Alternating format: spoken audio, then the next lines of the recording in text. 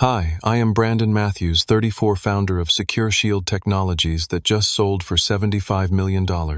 Growing up, I was always the black sheep, the disappointment, while my younger brother Kyle was the golden child who could do no wrong. After barely speaking for years, I got a shocking call from my parents last month. Not to reconnect or apologize, but with demands that I bail out Kyle from his financial mess. What they never expected was the final gift I left them with, one that would change our family dynamic forever. Before I start my story, drop a comment letting me know where you are watching from and hit that subscribe button if you have ever felt like the outsider in your own family. I grew up in a modest suburban neighborhood in Columbus, Ohio. From my earliest memories, I was always the curious kid who preferred taking apart electronics to playing sports. While other kids were trading baseball cards, I was disassembling old radios and alarm clocks, trying to understand the intricate circuitry inside. My parents never understood this fascination. Dad would shake his head in frustration when he found me surrounded by components on the living room floor. "Why can't you just play normal things like other kids?" he would ask, the disappointment evident in his voice.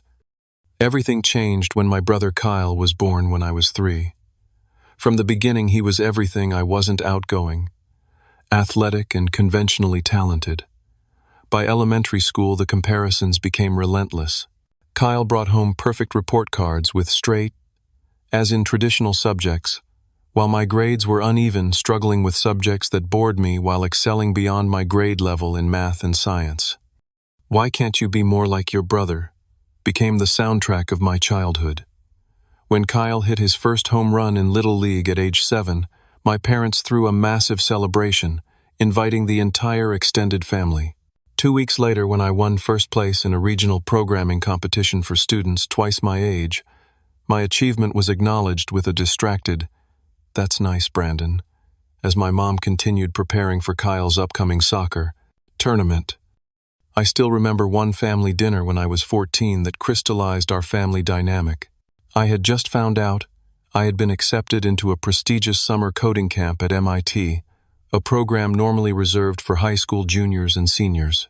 I waited until everyone was seated at the dinner table to share my news, barely containing my excitement. "Mom, Dad, I got accepted into the MIT summer coding program," I announced, my voice slightly shaking with anticipation. Dad barely looked up from his plate. "That's going to be expensive, Brandon. We're already stretched thin with Kyle's travel baseball team." Before I could respond, Kyle interrupted. "Coach said I might be team captain next season."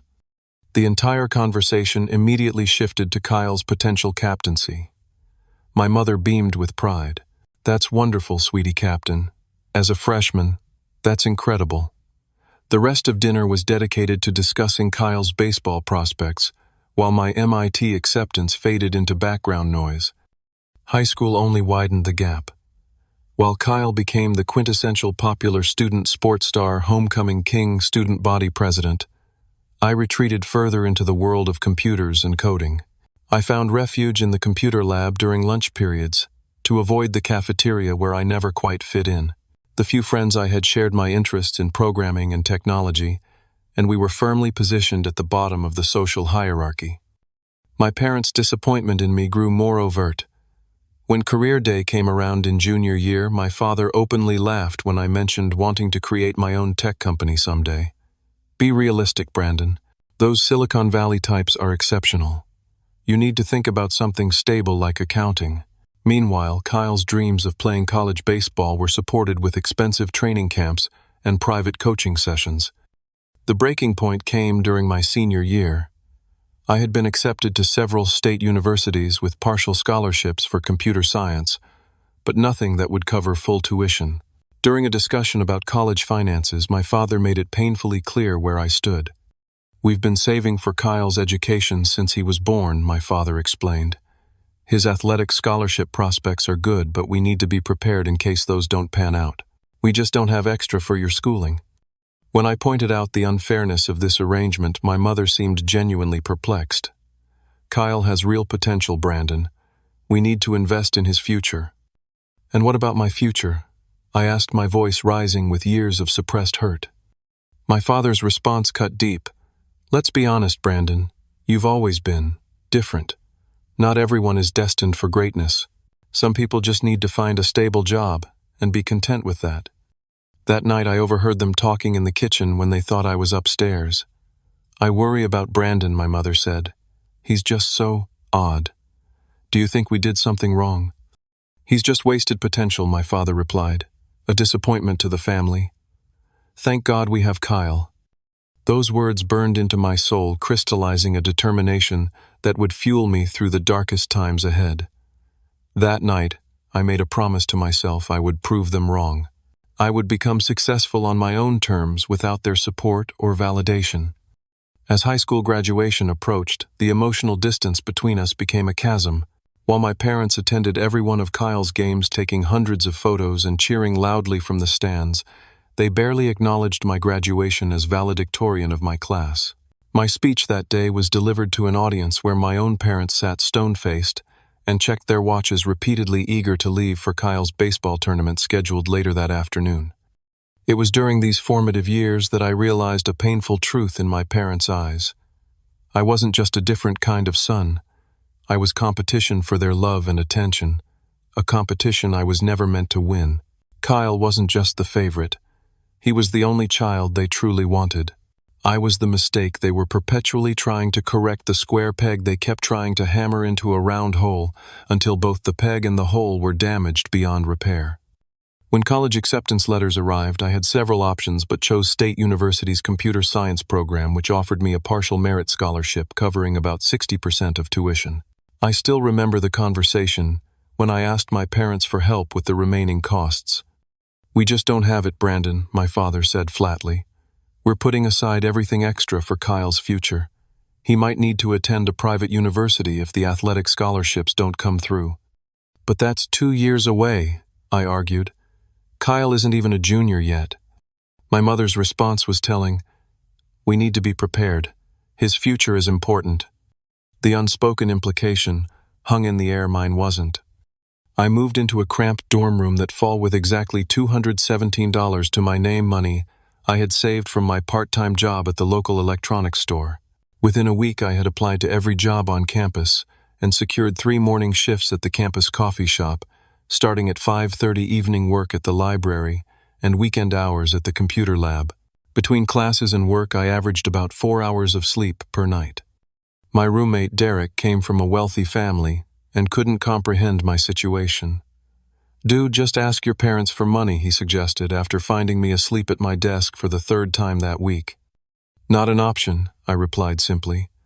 I never explained further. Despite the exhaustion, I maintained a 4.0 GPA and began developing my first app, a simple campus navigation tool that helped students find the quickest routes between classes. I coded between shifts, often working until 2 or 3 in the morning before grabbing a quick nap and starting again at the coffee shop. By the end of my freshman year, I was running on fumes. During finals week, I collapsed in the computer lab, waking up to a concerned professor shaking my shoulder. Professor Jenkins wasn't even my instructor, but he had noticed my dedication during his late-night visits to the lab. "You can't keep going like this," he said after I groggily explained my schedule. "You're going to burn out before you ever get started." Professor Jenkins became the mentor I never expected. He arranged for me to receive a research stipend that allowed me to drop one of my jobs. More importantly, he believed in my potential when no one else did. Meanwhile, Kyle had been recruited by several Division II colleges with partial athletic scholarships. My parents spent thousands on college visits, professional highlight reels, and training camps to maximize his opportunities. I learned about these expenditures through Facebook posts my mother made, proudly documenting every step of Kyle's journey, while my existence remained unacknowledged on her social media. During my sophomore year, I launched my campus navigation app with high hopes. A small angel investor had provided $10,000 in seed funding based on Professor Jenkins' recommendation. The launch was a disaster. The server crashed under unexpected demand, data was lost, and within a week the investor pulled out, leaving me with crushing guilt and debt. I fell into a deep depression. For 3 weeks I barely left my room except for classes and work. Professor Jenkins finally intervened, forcing me to meet him for coffee. "Every entrepreneur fails," he said firmly. "The successful ones are just the ones who get back up." That Christmas, I reluctantly returned home after my mother insisted it would look strange to the relatives if I didn't appear. The moment I walked through the door, I felt like a stranger in my childhood home. My room had been converted into a shrine to Kyle's achievements. Trophies, medals, and photos covered every surface. I was relegated to the pull-out couch in the basement. During the holiday gathering, I overheard my father telling my uncle about Kyle's baseball prospects while gesturing toward me. "Brandon's still figuring things out," he said dismissively, despite the fact I was maintaining perfect grades while working multiple jobs. Later that evening, when I mentioned my app and its failure, my father scoffed. "See, this is why we told you to choose something practical. Not everyone is cut out for innovation." The argument that followed was explosive. Years of resentment poured out as I finally confronted them about their blatant favoritism. My mother's response was revealing. "We've always treated you both the same. You've just always been difficult, Brandon. Always so sensitive and demanding." I left that night driving back to campus in a snowstorm, knowing I wouldn't return for a long time. The next semester was my lowest point. The cheap off-campus housing I had arranged fell through, and for 2 weeks I slept in my car in the campus parking lot, showering at the gym and studying in the 24-hour library. I seriously considered dropping out, questioning whether all this struggle was worth it. The turning point came from an unexpected source. While coding at an all-night diner, the only place I could afford that offered free Wi-Fi and unlimited coffee refills, I struck up a conversation with an older man who turned out to be a former software engineer. He had lost everything during the dot-com bust and never recovered. "Don't make my mistake," he told me, his eyes reflecting years of regret. "I gave up after one failure. One. That's all it took to derail my entire life." His words haunted me. The next morning, I approached the financial aid office about emergency housing assistance and recommitted to my education and entrepreneurial dreams. If I was going to succeed, it would be without the safety net of family support that so many of my peers took for granted. I moved into a tiny studio apartment with peeling paint and unreliable heat, but it was mine, a space where I could work and dream without judgment. There, surrounded by ramen noodle packages and computer equipment I had salvaged from campus dumpsters, I began to rebuild my confidence and vision for the future. While Kyle continued to receive my parents' unwavering support, including a brand new car for his 18th birthday and fully funded spring break trips to Cancun, I worked through holidays and summers, accumulating knowledge and an experience that would prove far more valuable than any material gift. My parents never asked if I needed help, and I never asked. Pride and pain formed an impenetrable barrier between us. The idea that would change my life came during my junior year. Working the night shift at a local data processing company, I witnessed a security breach that compromised thousands of customer records. The company's outdated security protocols had left them vulnerable, yet their response was merely to patch the existing system rather than address the fundamental flaws. "There has to be a better way," I told Professor Jenkins during one of our weekly mentoring sessions. "Current security software is reactive, not proactive. What if we could create something that anticipates breaches before they happen?" That conversation sparked the concept for what would eventually become SecureShield Technologies. For the next 6 months, I dedicated every free moment to developing the framework for my adaptive security algorithm. My schedule became even more grueling: classes during the day, work shifts in the evening, and coding until 3 or 4 in the morning. I survived on ramen noodles, energy drinks, and determination. By the time senior year rolled around, I had a promising prototype, but lacked the business expertise to turn it into a viable product. That changed when I attended a campus tech meetup and met Sarah Donovan, an MBA student with experience in startup ventures. Unlike most people who glazed over when I explained my technical concepts, Sarah immediately grasped the market potential. "You're solving a problem most companies don't even realize they have yet," she said after I demonstrated the prototype. "That's the holy grail of innovation." Sarah became my business partner, bringing complementary skills that transformed my technical creation into a marketable product. While I refined the algorithm, she developed the business plan, market analysis, and pitch deck that would eventually secure our funding. Our first investment came from Professor Jenkins, who believed in us enough to contribute $20,000 of his own money, nearly his entire savings. "Consider it an investment in the future," he said, waving away my concerns about the risk. Sometimes you have to bet on the person, not just the product. That initial funding kept us afloat during the grueling process of seeking serious investment. Sarah and I pitched to 47 different potential investors over 6 months. We received 46 rejections, each one testing my already fragile self-confidence. Your technology is interesting, they would say, but you're too young, too inexperienced. Come back when you have more traction. The 47th pitch changed everything. Marcel Winters, a veteran tech investor known for taking chances on unproven founders, saw what others had missed. Everyone is focusing on what you haven't done, he said after our presentation. I'm more interested in what you've accomplished with virtually no resources. Imagine what you could do with proper funding.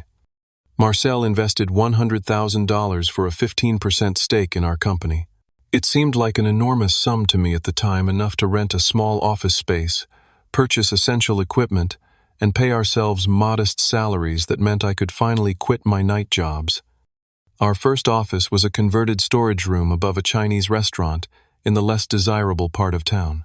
The space was barely 400 square feet, with unreliable air conditioning and the constant smell of fried rice wafting through the vents. But it was ours, and the moment Sarah and I hung our hand-printed Secure Shield Technologies sign on the door remains one of my proudest memories.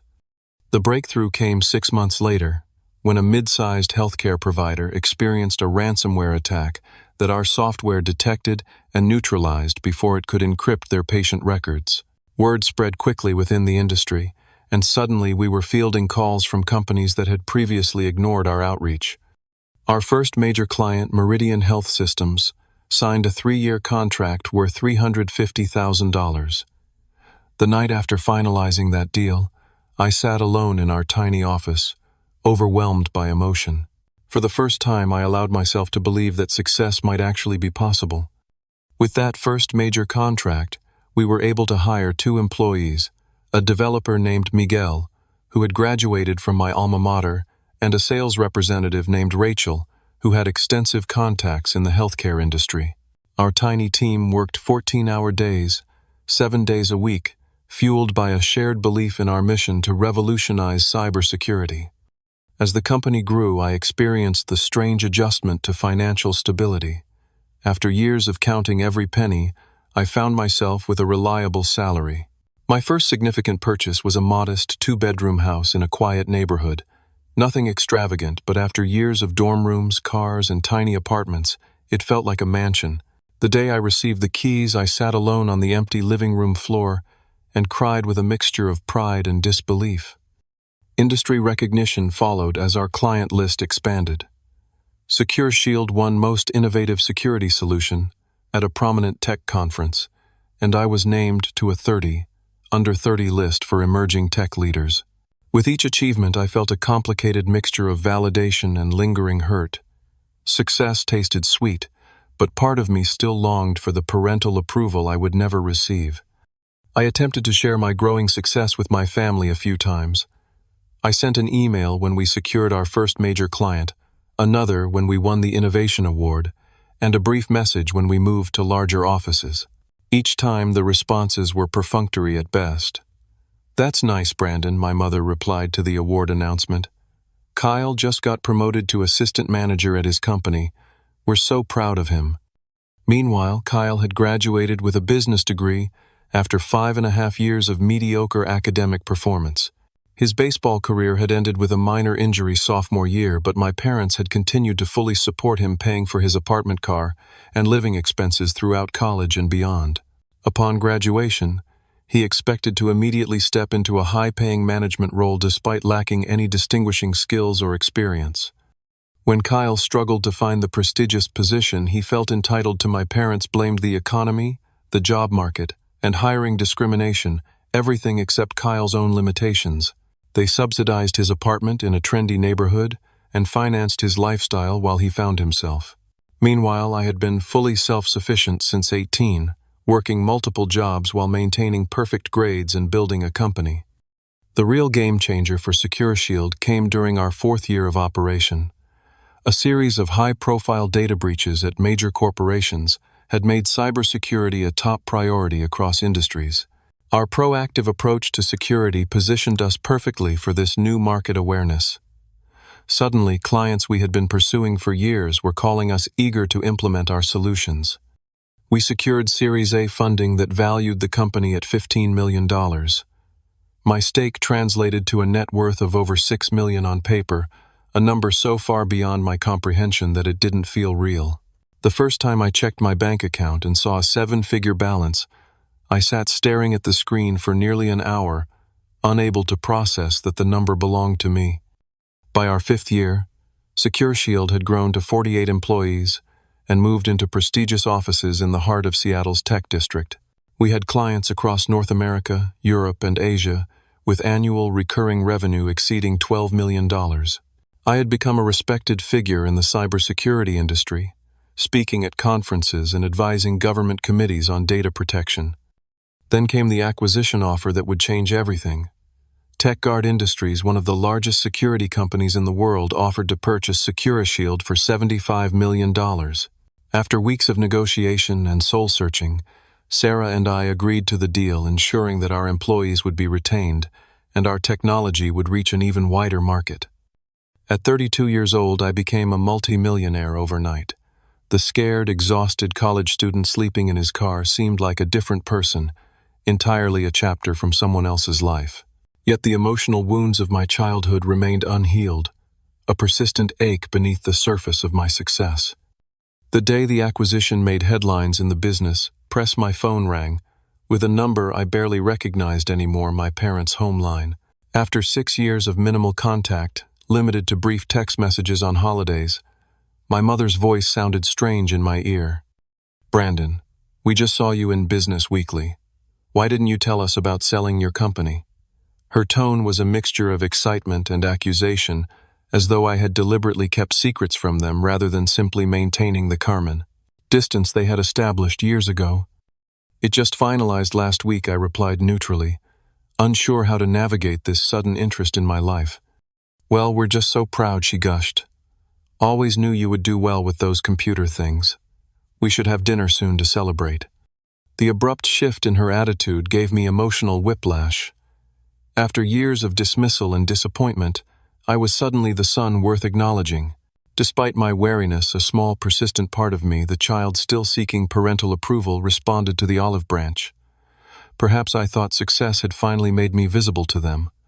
We arranged dinner at an upscale restaurant in Seattle, where I had settled after the acquisition. My parents flew in from Ohio, and Kyle drove up from Portland, where he had been working in sales for the past year.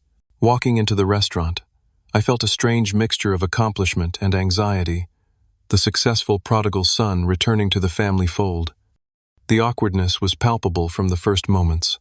My father, grayer and slightly stooped, extended his hand formally as though greeting a business associate rather than his son.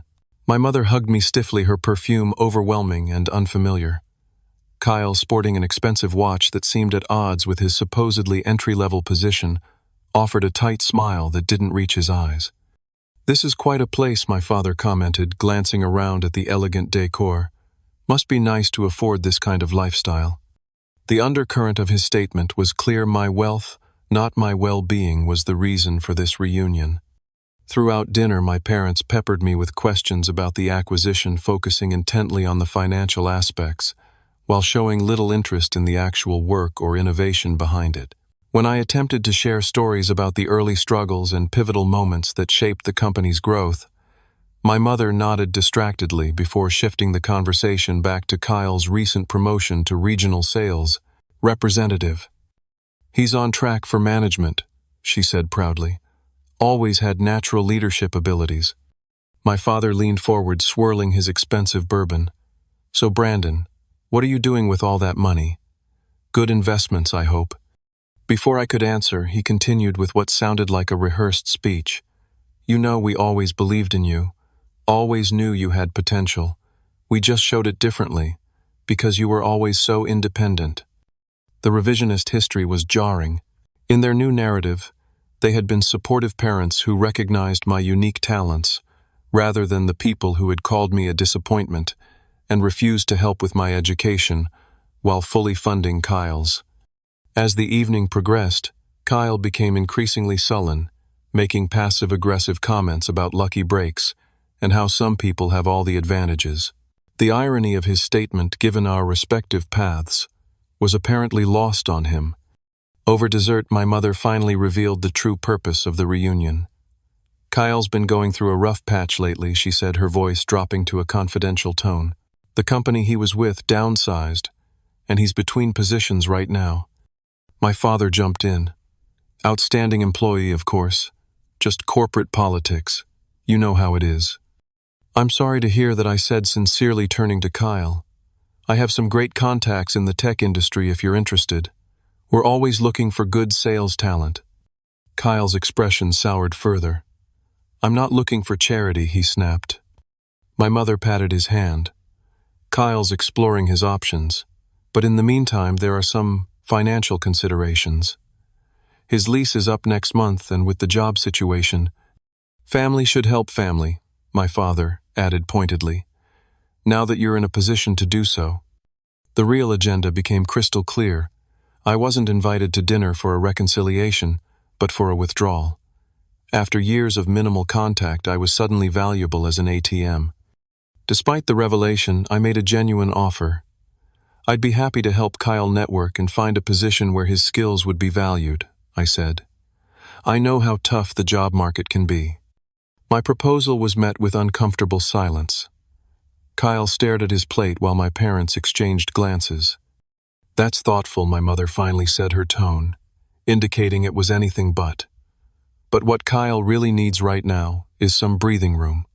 Financial stability while he considers his next move." "What exactly are you asking for?" I questioned directly. "Well," my father cleared his throat, "we thought perhaps a loan. Something to tide him over for 6 months or so. Say 50,000, just until he lands on his feet." The amount was significant not because I couldn't afford it, but because it revealed they had discussed this extensively before contacting me. This wasn't a spontaneous request, it was a calculated extraction. I promised to consider their request and ended the evening with a polite but distant goodbye. Driving home, I felt a profound sense of disappointment. The reconnection I had secretly hoped for was nothing more than a financial transaction. Over the next few weeks, the frequency of calls and texts from my parents increased dramatically.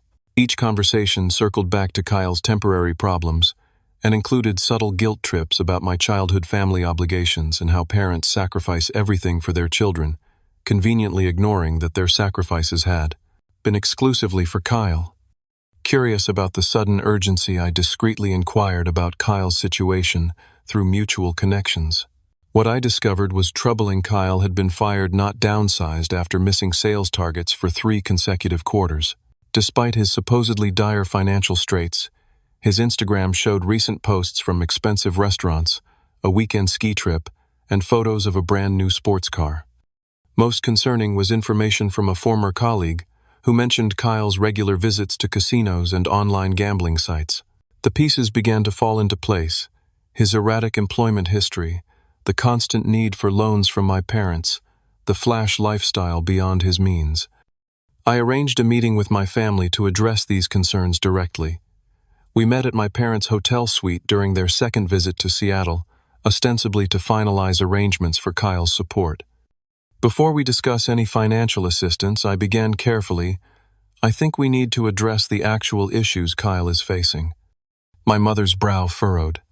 "What do you mean he told you he's between jobs?" "I'm concerned there might be a gambling problem," I said as gently as possible. "The pattern of behavior suggests—" Kyle exploded before I could finish. "You've been spying on me. Who the hell do you think you are?" My father stood up, face flushed with anger. "This is ridiculous. Kyle has had some bad luck, that's all. Not everyone can be a tech genius with million-dollar investors." "I'm not judging," I insisted. "I'm concerned.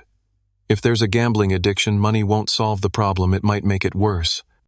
My mother's expression hardened. "This is just like you, Brandon. Always thinking you're better than everyone else. Always the outsider, never really part of this family." Her words struck with precision, targeting the deepest insecurity of my childhood. In that moment, I realized a painful truth: no amount of success would ever change how they saw me. I would always be the other son, the one who didn't quite belong. The meeting ended with my father's parting shot. Kyle has always been there for us, always been the good son. I guess we know where your priorities lie. As they left, I felt a strange mixture of grief and liberation. The fantasy of finally earning their approval through success dissolved, leaving behind the reality that some relationships cannot be healed no matter how much we might wish otherwise. 2 months of blessed silence followed our confrontation. I threw myself into new projects, began mentoring young entrepreneurs at my alma mater, and started therapy to address the lingering pain of my family relationships. The distance felt healthy, a necessary boundary after years of seeking validation from people fundamentally incapable of providing it. Then came the frantic midnight call that shattered my hard-won peace. "Brandon, you need to help us right now." My mother's voice was shrill with panic. "Kyle is in serious trouble." The story spilled out in disjointed fragments. Kyle had accumulated gambling debts exceeding $100,000. Some of his creditors weren't the type who sent polite collection notices. They employed more direct methods of enforcement. He had already received threatening visits at his apartment and workplace. "We've mortgaged the house," my father admitted, his voice uncharacteristically subdued. "Took out a second mortgage to cover what we could, but it's not enough. They're saying they'll hurt him if he doesn't pay the rest by the end of the month." The underlying message was clear. They expected me to write a check and make the problem disappear. Not offer counsel, not help address the addiction driving the behavior, just provide cash to enable the next cycle of destruction. "This is serious," I acknowledged. "Kyle needs professional help, both for his safety and for the gambling addiction." My father's voice hardened. "There's no addiction. He just got in over his head. Are you going to help your brother or not?" I promised to consider options and hung up, immediately contacting both my financial advisor and a therapist who specialized in addiction and family systems. Over the next week, I educated myself extensively about gambling addiction, enabling behaviors, and how financial bailouts often perpetuate rather than solve the underlying issues. My research led me to develop a comprehensive support plan. I would pay off Kyle's dangerous debts directly to ensure his safety, but the rest of my assistance would be structured around recovery, residential treatment for his gambling addiction, ongoing therapy, financial counseling, and a graduated system of support tied to his progress in treatment. No direct cash would go to Kyle or my parents. When I presented this plan during a video call with my family, their reaction was immediate and negative. "This is ridiculous," Kyle snarled. "I don't need to be locked up in some rehab place. I just need to clear these debts and get a fresh start." My mother sided with him instantly. "Brandon, you're being controlling. Your brother just needs your help, not all these conditions." "These aren't conditions," I explained patiently. "This is actual help. Giving Kyle money without addressing the gambling is like giving an alcoholic a bottle of whiskey." My father's face reddened. "Don't you dare compare your brother to some addict. He made some mistakes, that's all. Everyone makes mistakes." "Dad, I've made more mistakes than most," I said quietly. "The difference is, I've had to face consequences for mine. Kyle never has." The conversation deteriorated from there. Kyle accused me of showing off my success and using the situation to make him look bad. My parents portrayed my evidence-based approach as a power play rather than genuine concern. By the end of the call, we were back where we started, with them demanding cash and me offering real help instead. The situation escalated a week later when Kyle showed up at my home unannounced and clearly intoxicated. My security system alerted me to someone shouting at my front gate around 11:30 at night. Through the camera, I could see Kyle pounding on the intercom button. "Open up, you self-righteous asshole," he slurred. "You think you're so much better than everyone else with your fancy house and your millions." I spoke through the intercom, trying to calm him. "Kyle, you're drunk. Let me call you an Uber to get you back to your hotel safely." "I don't need your charity," he spat. "I need what's owed to me. Mom and Dad gave you everything, all their attention, because you were the special one who needed extra help. Now you won't even help your own brother." His revisionist version of our childhood was so wildly inaccurate, it would have been laughable if it weren't so painful.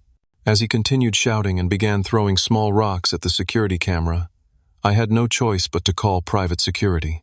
When they arrived to escort him off the property, he became physically aggressive, resulting in them contacting local police. The fallout was immediate and severe. My parents called the next morning beside themselves with rage. "How could you have your own brother arrested?" my mother sobbed, though Kyle had only been briefly detained and released without charges. "He was drunk, trespassing, and becoming violent," I explained calmly. I was concerned for his safety as well as mine. "He's your brother," my father growled. "Family handles things privately, like the way you've handled his gambling addiction, by refinancing your retirement home and enabling destructive behavior." The conversation ended with my father's threat. "You need to decide what's more important to you, your money or your family, because you can't have both." 3 days later, I received a lengthy email from my parents. The message laid out their position in no uncertain terms either. I transfer $250,000 to help Kyle get back on his feet, or I would be permanently cut off from the family. No contact, no reconciliation, no future relationship, unless I complied with their demands. The ultimatum triggered several sleepless nights. Despite everything, some stubborn part of me still craved their approval, still hoped for the loving family I had never truly had. I consulted my therapist about the situation during an emergency session. "What do you feel is your responsibility here?" she asked after I explained the ultimatum. "I want to help Kyle," I answered honestly. "But giving him money with no accountability isn't helping, it's hurting. It's perpetuating behaviors that will eventually destroy him." "And your parents? They're so enmeshed with Kyle, they can't see the damage they're doing. They've built their entire identity around being his saviors." She nodded thoughtfully. "Family systems often resist change even when that change would be healthy. Your parents and Kyle have established a dysfunctional equilibrium that feels normal to them. Your refusal to participate threatens that equilibrium."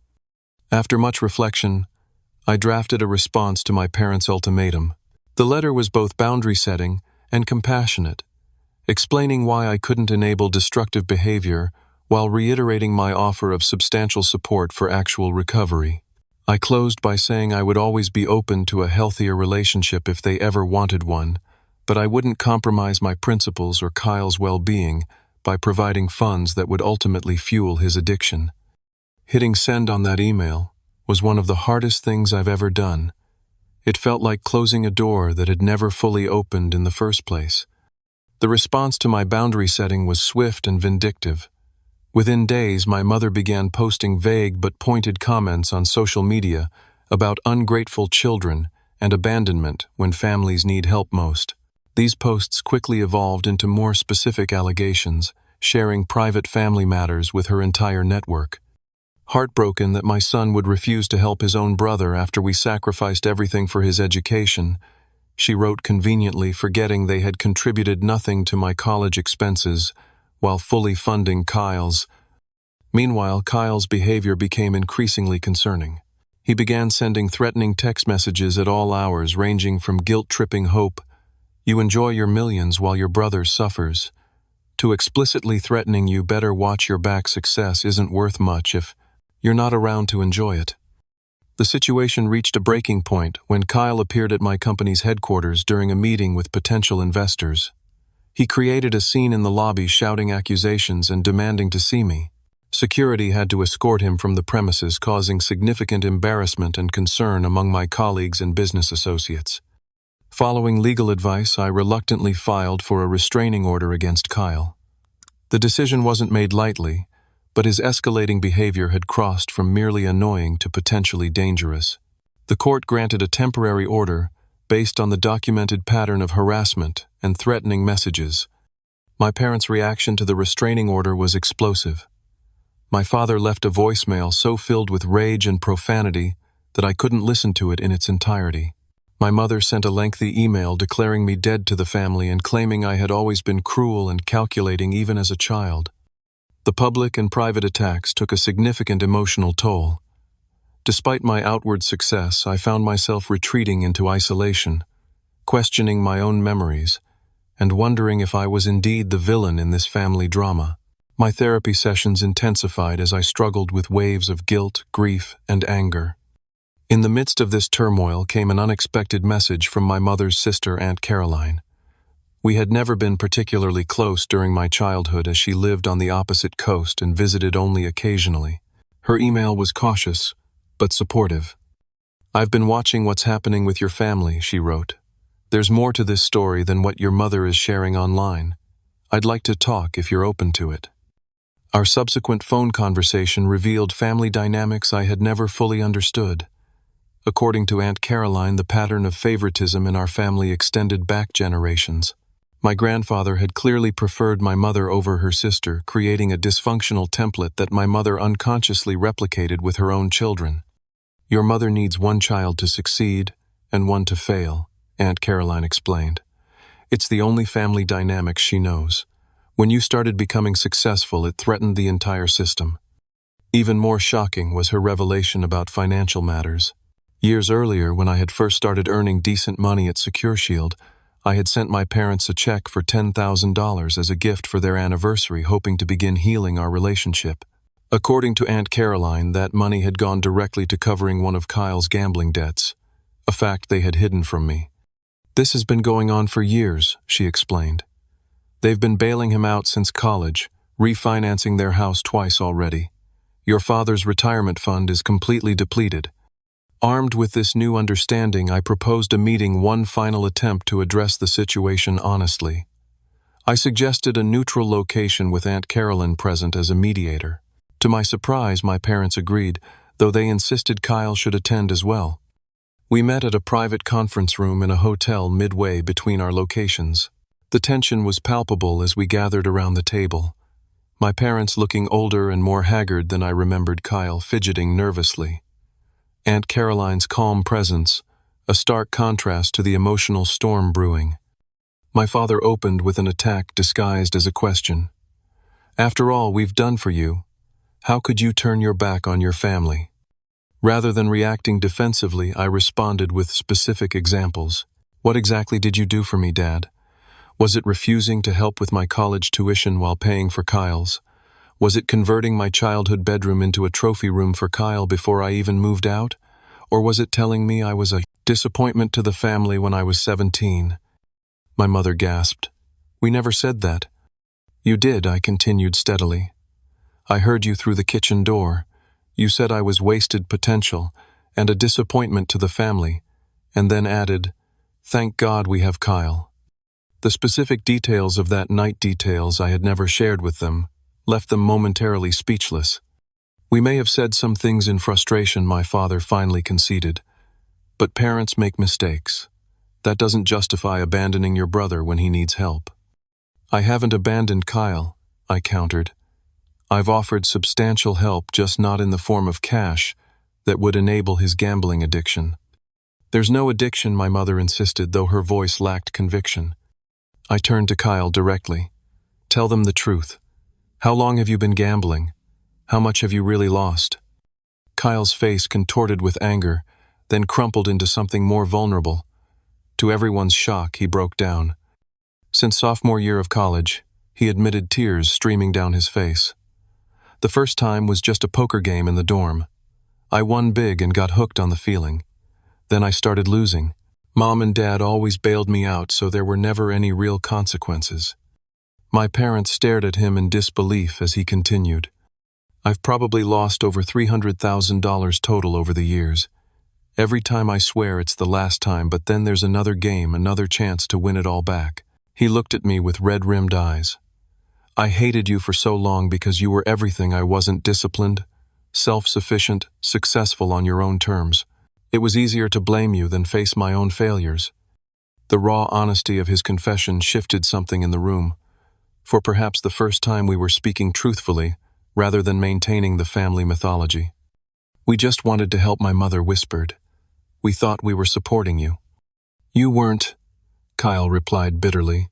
"You were trapping me. Every time I failed, you rushed in to fix everything, then reminded me how lucky I was to have such devoted parents. It made me feel even more worthless." The conversation shifted to how my parents had unconsciously pitted us against each other, Kyle as the golden child who could do no wrong, me as the problem child who could do no right. Neither role had served either of us well. I'm offering Kyle real help, I said firmly. I'll pay for a top-tier treatment program for gambling addiction. I'll cover the dangerous debts to ensure his safety. But I won't give cash directly to enable more gambling. And what about us?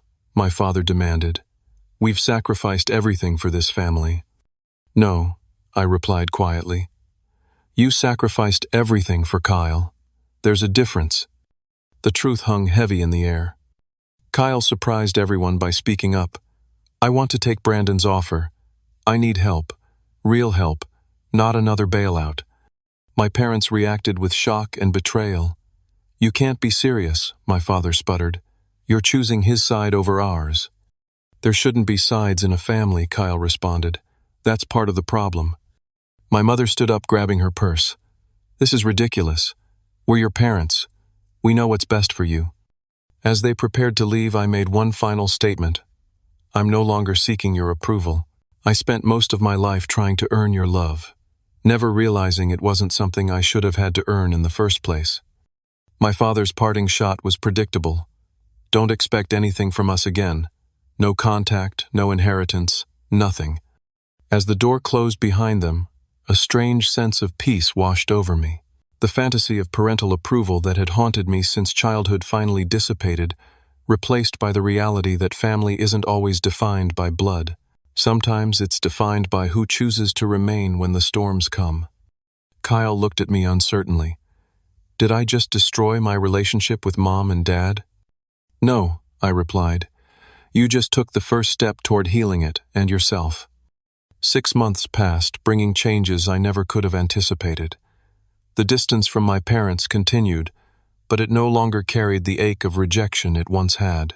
Through therapy and self-reflection, I had come to understand that their approval had never been something I could earn, not because of any deficiency in me, but because of limitations within them. Kyle completed a 90-day residential treatment program for gambling addiction, followed by intensive outpatient therapy and regular Gamblers Anonymous meetings. The transformation in him was remarkable, not just in his abstinence from gambling, but in his growing self-awareness and accountability. I never realized how much of my identity was wrapped up in being the golden child, he confessed during one of our weekly phone calls. It was a role I never asked for but felt obligated to maintain, even when it was destroying me. Our relationship, once defined by competition and resentment, gradually evolved into something resembling actual brotherhood. We discovered shared interests and values that had been obscured by our parents' dysfunctional system. For the first time, we were getting to know each other as individuals rather than as assigned roles in a family drama. My parents remained distant, occasionally sending terse updates through Aunt Caroline, but maintaining their position that I had betrayed the family by refusing to provide unconditional financial support. Despite their continued rejection, I made a difficult decision regarding their future. Working with my financial advisors and attorneys, I established a trust fund specifically designed to provide for my parents' retirement and healthcare needs. The structure was carefully crafted. They could not access the principal. Only the income and funds could only be used for legitimate retirement expenses, housing, medical care, utilities, and basic needs. Most importantly, none of the money could be redirected to Kyle or used to cover gambling debts.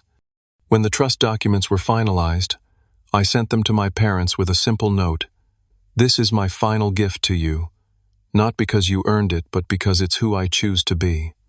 Their initial response was predictably negative. My mother called it controlling and conditional love, while my father refused to acknowledge it at all. Yet, as their financial situation deteriorated further, the consequence of decades of bailing out Kyle, they quietly began accepting the monthly distributions from the trust. Meanwhile, I focused on building the kind of family I had always wanted one, based on mutual respect and genuine connection, rather than obligation and control. My mentor, Professor Jenkins, remained a father figure in my life. Sarah, my business partner, became like a sister. Close friends and colleagues formed a support network that proved far more reliable than the biological family that had rejected me. Through therapy, I experienced several breakthrough moments, particularly around releasing my need for parental validation. You've been seeking something they fundamentally cannot provide, my therapist observed during a particularly insightful session.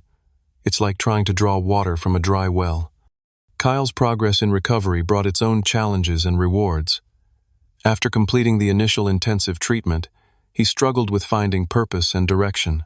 With my encouragement, he became trained as a peer counselor for gambling addiction, using his own experience to help others on similar paths.